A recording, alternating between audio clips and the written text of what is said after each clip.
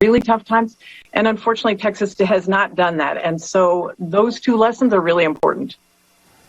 Secretary Granholm, I thought President Biden was a little tone deaf when he told coal miners who will lose their jobs to simply, quote, learn to code. John Kerry made a similar comment recently saying miners could pivot to building solar panels. These just aren't options for most workers, and these employment retraining programs have a really poor record of leading to actual jobs. What do you say to people worried that the president's policies will make it hard for them to put food on the table? And what do you say to people that will lose their jobs who think that being told to code is insulting?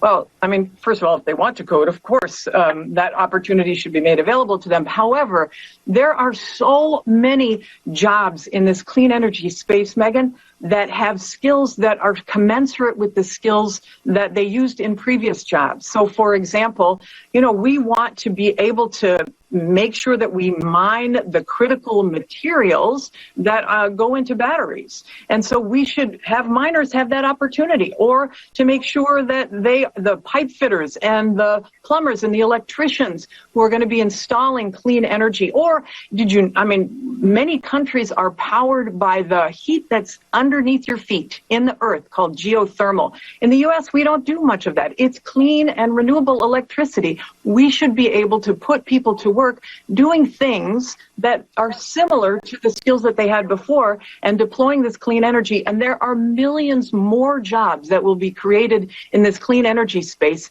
than there have been in the fossil fuel sector.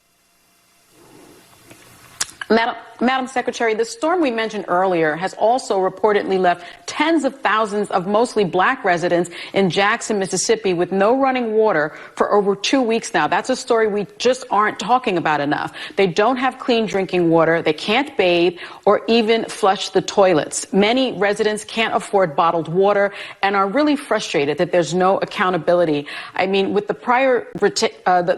priority being energy profits over people, our infrastructure, I think, is out of date all over the country, and the intentional, really, environmental destruction of poor black towns. Is racial inequity in climate change something that the Biden administration is going to address? 1,000%. In fact, he's got an initiative called EJ, Energy Justice 40, meaning 40% of the benefits of clean energy investment must go to communities that have been left behind. I come from Michigan. Flint had a different but similar problem in terms of drinking water.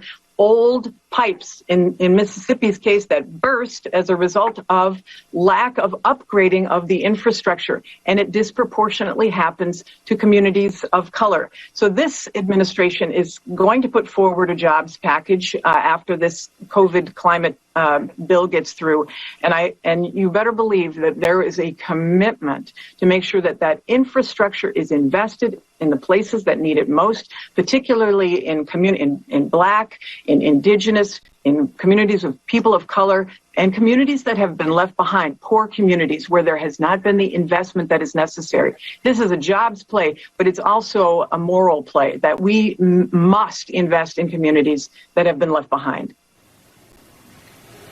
Our thanks to you, Secretary, for coming in. We'll be right back.